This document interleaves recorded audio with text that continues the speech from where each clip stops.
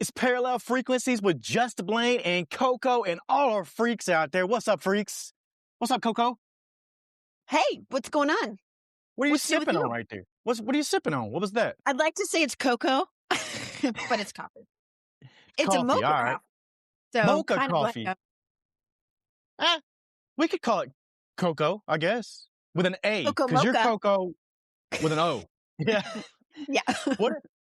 You look excited over there. What did you just watch? Did you watch something that got you all excited because we were talking about something else, or what? Yeah, we were talking about Alone. So I was talking yesterday. We were kind of going over like what are some things we're watching. I've been kind of like dabbling in the survivalist shows like Alone, but I just watched the episode where Peter taps out yesterday, and oh man, so we didn't talk about this, and I'm an emotional energy healer. We have to talk about this. One of the reasons that they tap out, one of the like probably top reasons that they tap out on that show has nothing to do with their survival skills. And this episode blew my mind because Peter had 5 fish. He got 5 fish, pike, those big fish. So he had plenty. If you watch that show, if they catch fish like that, you're like, oh, they're good. They're getting protein in their diet and they're not starving. They can make the long distance. They can stay out there forever. He was doing great. He built himself a smoker. He was doing awesome. And then he started talking about his emotions.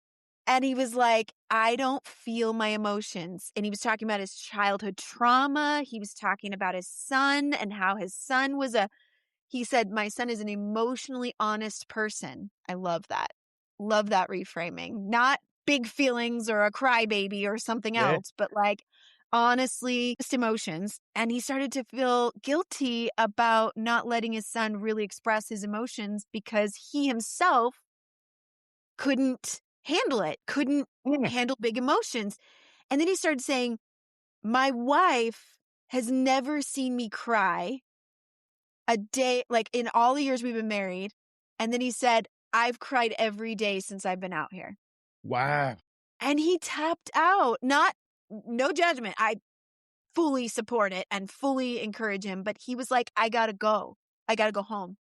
I gotta deal with I gotta go talk to my son. I gotta make things right. And he said, I'm a different person since I've been out here. I've proven myself. I know what I'm doing. My skills are top notch. I could stay out here forever. I don't need to stay out here to prove that. But I need to go home and make things right with my family. That's wild. I think a lot of people are like that.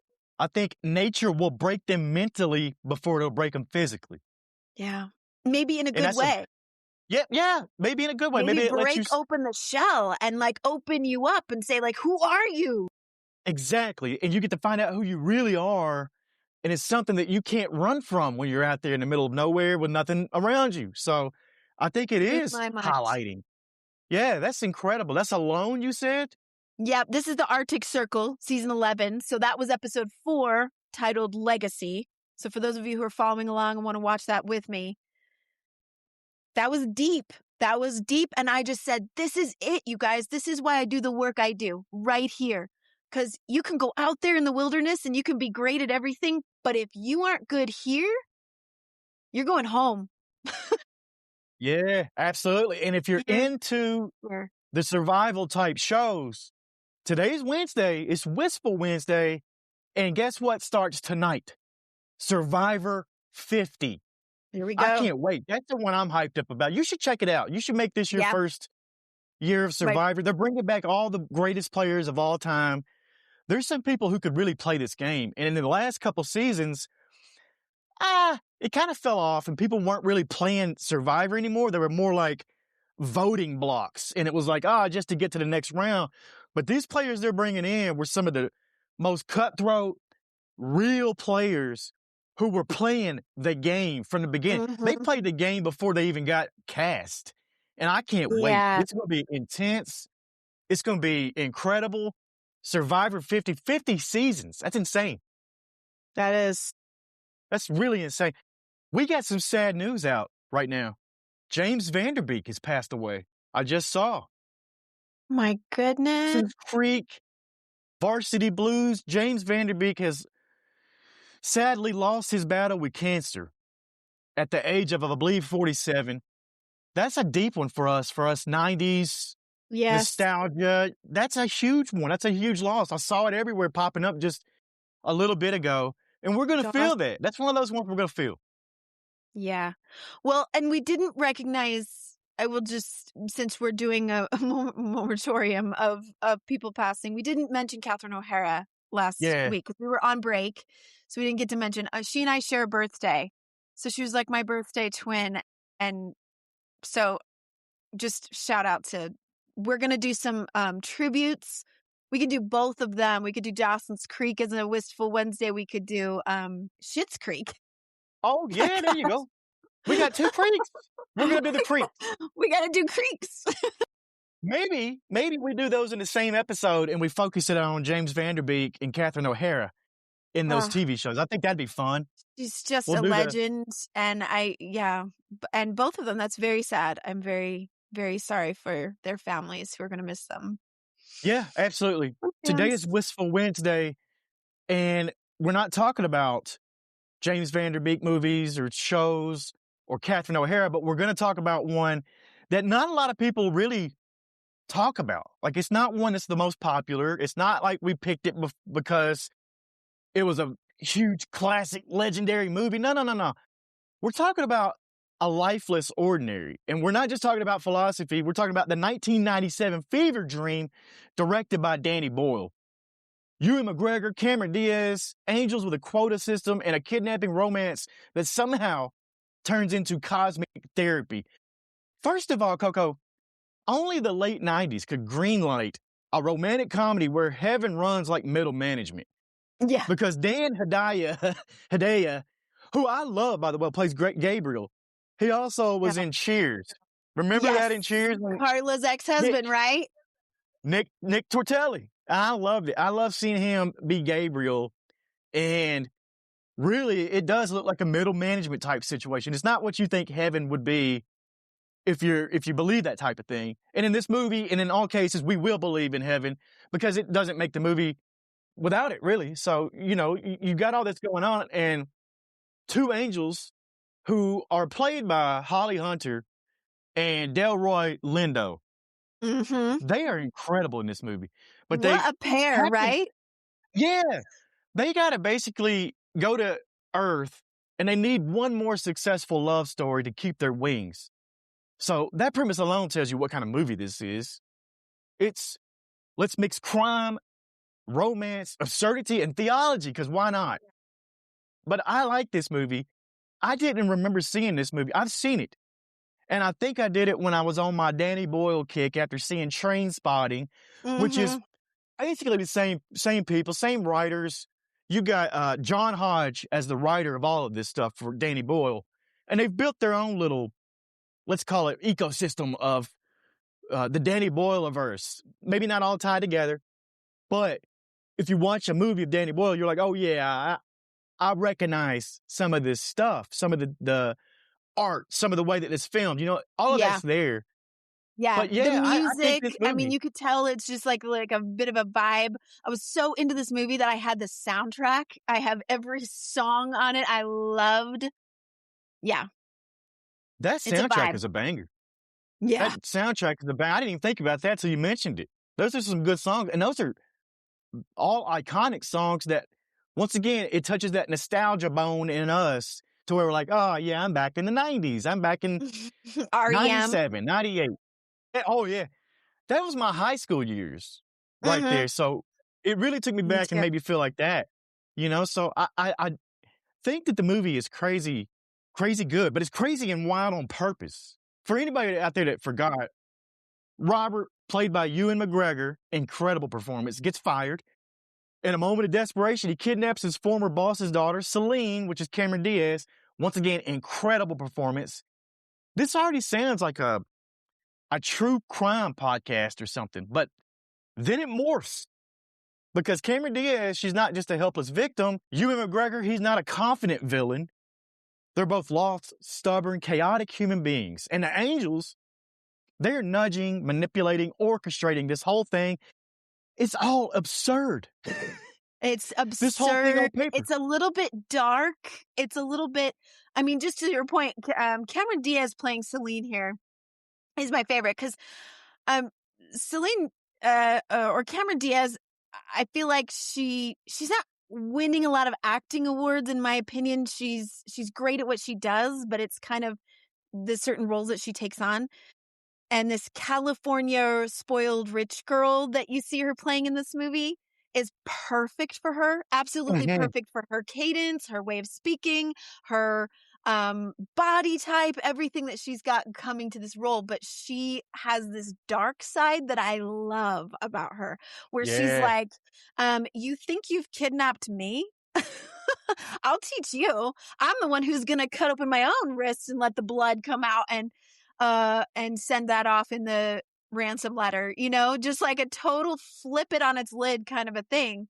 Whereas Robert is so likable because even though he's supposedly the kidnapper, he's the Yeah. type of person who would never have done anything like that. Normally, he had to be pushed again by fate and destiny, which I think are the themes of this movie. You know, the Yes. angels are pushing and pulling things to have him lose his job. His girlfriend leaves him. And then they come to repossess all of his stuff and evict him from his apartment, which is my favorite part, by the way. Yeah. Holly Hunter's line where she goes, "Oh, we can do this with violence or without. It's up to you. The client pays our medical bills, but not yours." Well, I loved it. my favorite I line in the loved it. movie. And then I Yeah, so love he's his pushed and yeah, I love his he ends up reaction when doing, yeah, go ahead. no, I was gonna say I love his reaction to that line when he's like, the nonviolent or whatever he said. Yeah. Nonviolence. He's like, "Oh, Yeah. non-violence, please." Oh, I love Yeah. it. But I was way into this movie and I'll let listeners know, I pushed Blaine to do this movie with me today because it was one of my nostalgic Wistful Wednesday favorites. It was the one where I overplayed it, had it on VHS, I had it on DVD, I wore it out. I have every line memorized. It's my it's so obscure and weird for a 15-year-old to be obsessed Yeah. with this movie, but I was probably because of Ewan McGregor. Let's be honest. The Scottish hunk of our time, he was my favorite, and he's not particularly good looking with his haircut in this movie. I'll just be honest, but he works. But he's so lovable because he's so innocent. He's just so like, Yeah. ooh. He's still a heartthrob. On that note of heartthrobs, so is Cameron Diaz. I Yeah. not that I forgot how beautiful she is, but she's every scene she's beautiful in this. And you're like, oh, what a dreamy looking type of woman, you know? And I think that's incredible. But you're right about Ewan McGregor, Robert. That's what's great about this movie. It doesn't glamorize extraordinary. Robert isn't some suave mastermind. He's insecure, broke, angry. Celine, on the other hand, she's not just a rich girl stereotype. She's trapped. She's bored. She's trying to outrun expectations set by her father. That's the whole thing. A lifeless ordinary doesn't start with confidence. It starts with frustration. How many breakthroughs in your life, Coco, have you started it with, I can't do this anymore? Yeah, it's interesting to see that play out in this movie because I think we can all relate to this moment Robert's having. It looks like, from his perspective, if you think about it, losing your job, your girlfriend, your stuff, your apartment, everything.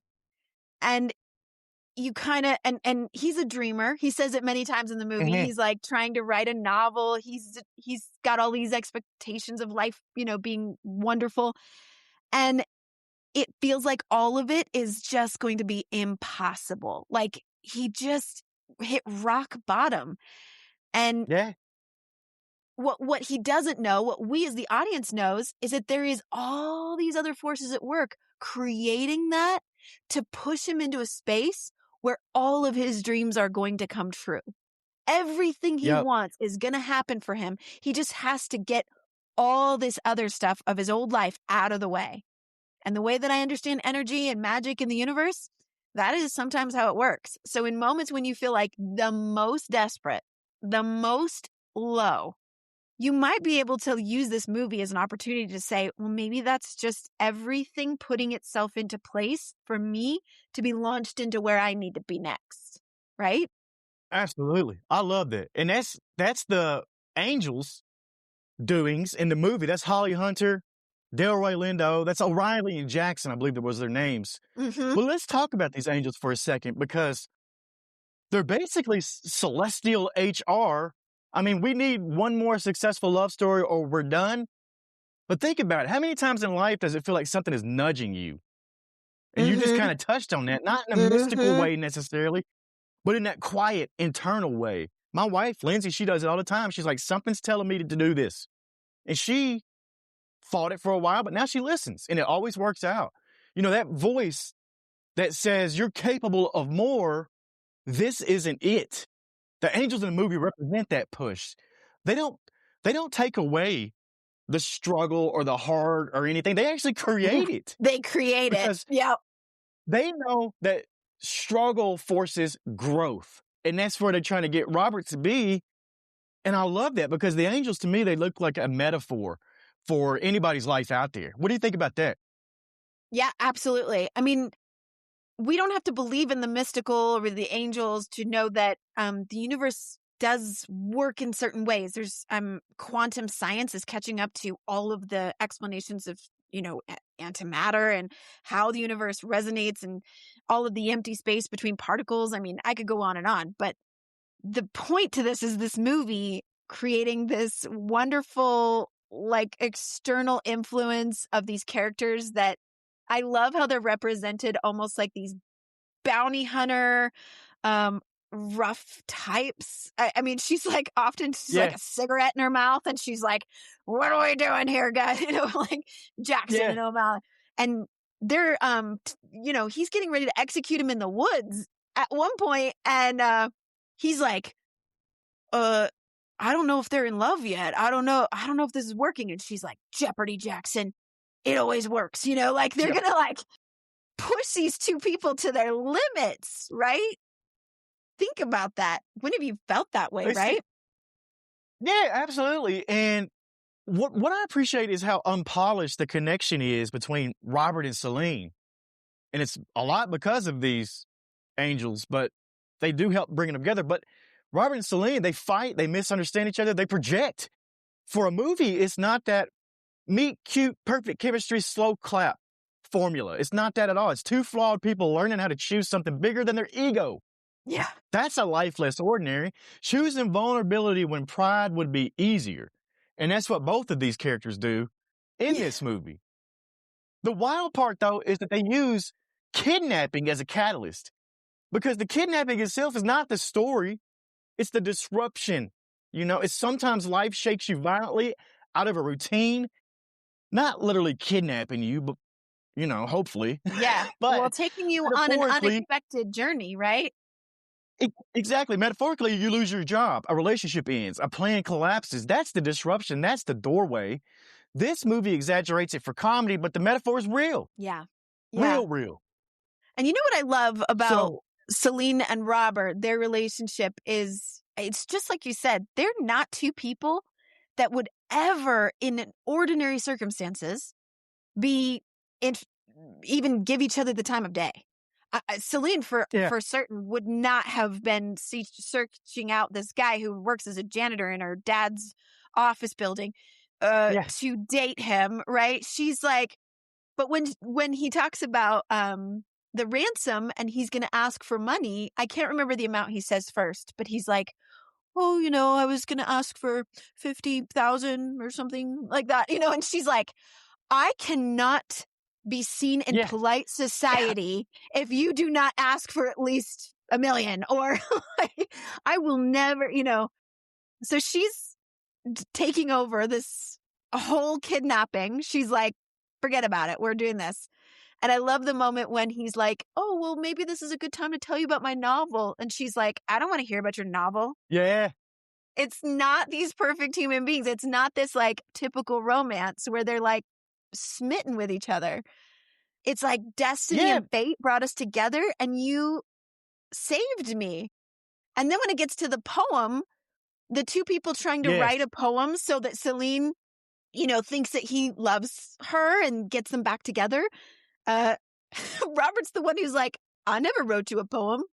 Never wrote a poem in my Yeah, I life. love that part. I love that part because yeah, that's incredible. Because even the angel, they're talking to each other and they say, "Oh, he's way too honest" or something, and I'm like, that's hilarious. Nobody's that I thought it honest. was great. Nobody's that honest. Yeah, It's crazy, but yeah. it's just, just takes everything that's a romance or a typical romance movie and it just throws it all out. Like, just, I mean, I don't know. really, watching it back now, years later, it came out in 1997, so we're talking almost what? Almost 30 years, 30 years next year. If my math is correct, I don't know. I went to Humboldt High School, so could be off. I'm not sure. Check me on that. But this movie, watching it years later, it feels less like a quirky 90s rom-com and more like a meditation maybe or inflection on self-worth because Robert Mhm. has to believe he's worth more than that paycheck he gets, and Celine has to believe she's worth more than her last name. The angels are the ones just creating those circumstances. The choice is still both Robert and Celine's. That's important because nobody hands you extraordinary. You have to choose it. And that's what they're doing here. I love that kind of aspect of the movie where you got two main characters, nothing alike, but they come together and they're coexisting, really. Not only that, but falling in love. Yeah. And And that's fun. actually That's a great. seeing each other's dark sides, seeing each other's flaws, seeing each other's ego, when all of that gets in the way, and also still choosing each other, still choosing, even falling in love is like it's a form of resistance against oppressive systems that they have, Yes. that they're put into, right? Yep. And I love that final, I guess it's the final-ish scene when they're all together in the room and they start shooting each other. And that's incredible. It's almost like you hear the term Mexican standoff and you got all these guns in the room. Mm-hmm. And I love it because you got the dad, the father, and he's like, did they move? Did I see them move? And he keeps doing that. And you're like, wait, did I see him move? Like you're thinking the same thing. You see him move and the angels are, coming back to life because Gabriel's making the call to the big man, getting stuff done. I love that scene too, because you got all the angels in the hallway who are like waiting, clapping. Everybody's wearing white. Yeah. I think it's incredible. It's going to take some But that divine scene, intervention to make this happen, and I love that Todd Johnson ends up being the one they send. You guys, yeah, Todd Johnson, there's. that scene in the middle, that's again one of my the lines in this movie are just incredible. Let's talk about all the people who are in this movie because you got Cameron Diaz, Ewan McGregor, Holly Hunter, Dan Hedaya, Stanley Tucci was in it, Right? Tony Shalhoub, Timothy Oliphant. Tim Oliphant was in it. He was the hiker, the hitchhiker. He was in it for. I'm like, man, those are some big names to just have them in there. And I know this was early on in their careers for some of them, but yeah, they got a heavy cast for this, and that's Danny Boyle. That's Danny Boyle. Who would turn down a Danny Boyle movie unless you know it's what he does and you don't want to be a part of something so dark? That's about it. But yeah, there was a powerhouse of actors in this movie that put it over the edge. I mean, really, without any of them, Tony it's not the same movie. Shalhoub, am I saying his name right? Shalhoub, I don't yeah. know how to- was the He played Monk, bartender, right? yes, Yeah, he's one of my favorites too. yeah. And I guess was Stanley Tucci? Was Stanley Tucci the dad? The Or was he boyfriend. somebody else in the movie? The He's boyfriend, the that's right. dentist. Yeah, it's really hard to find a good husband in this town, let alone a good dentist. What a wild scene that was, too. That was crazy. You got a dentist who's off the deep end and talking crazy. I loved it. I thought that was an incredible scene. Every scene in this movie is fun. I'll definitely be watching it again. I'll put this in my repertoire of films that I'll put on, when I'm Rotations. looking for something. Yeah. Oh, yeah, but this is, well, before I get my final thoughts, what do you got final thoughts on this movie? Did we mention, I don't know if we mentioned this yet, filmed in Utah, where we're at. That's right. So you can see a lot of the scenes as he's running across the street. It's downtown Salt Lake. A lot of us are familiar with that background. When they drive Yep. out of the parking garage and then they end up at the gas station in the middle of nowhere. The scenery is very familiar to those of us who grew up around here. I was really excited about that when I was a teenager, thinking Ewan McGregor had actually been here. And then I found out that he didn't particularly love Salt Lake because he said he couldn't smoke where he wanted. Yeah. That's what I heard in an interview that he did. So I was a little disappointed, but I was just thrilled that he had maybe touched some of the same surfaces that I had touched at some point. That's thrilling to me. If Mr. McGregor is watching this or happens to see this, please come back and visit, because you can smoke wherever now, and we'll be all right. Okay, we'll figure that out. I don't want you to be put off by that you couldn't smoke, because you can smoke right here in my house. I promise. We can handle that. We can take care of that. Get you the tour of Salt Lake. They also filmed in Layton and Moab, and I noticed a couple of those scenes, and it's beautiful. It really is. Lots of movies film out in Utah. Lots of movies for different reasons, and I always enjoy it. We get a lot of horror movies out here. Yeah. And I like that. But when we say a lifeless ordinary, we're not talking about quitting your job tomorrow and moving to Iceland, okay? Don't shoot us hate mail saying, I listened to this and I quit everything. We're not talking about that. Unless that's your thing. And then if it is, send us pictures, because I love it over there. But we're talking about choosing alignment. Am I living from fear, or am I living from possibility? This movie's chaotic, but the message is simple. Don't let comfort write your story. Don't let comfort write your story. Say that again with me. But that's what it is. And romanticize your life. You know? Even the most ordinary life can be extraordinary when it's romanticized, when it's like, this is aligned with who I am and what I want to be doing. So let it be. Yeah, but nobody else is making you. No one else is making you extraordinary. That's a choice that you get to make. And final frequency here from Just Blane. Maybe the angels aren't real. Maybe there's no cosmic quota system, but there is that voice. There's that internal nudge, that whisper that says you're meant for more honesty, more courage, more authenticity. We love that word. Maybe that's your version of a lifeless ordinary. Not louder, not flashier, just truer, just more real to you and yourself and other people around you. Coco, if you think, if heaven had a quota system for bravery, how many people out there do you think are playing it safe right now? I think more people are doing it more than they think they're doing it. Yeah. And sometimes it takes real life destructive moments, like losing your job, your girlfriend, and your apartment all in one day. Moments like that make you see what was missing. Yeah. To everybody out there that's still listening to us right now, I want you to ask yourself this question. What would your life look like if you stopped waiting for permission? Hit us up. Let's talk about it in the comments, DM, wherever. Remember, we're not just reviewing movies here. We're decoding them. We're breaking them down and maybe rewriting a little of our own script in the process here. It's Parallel Frequencies with Just Blane and Coco. We'll see you on the other side.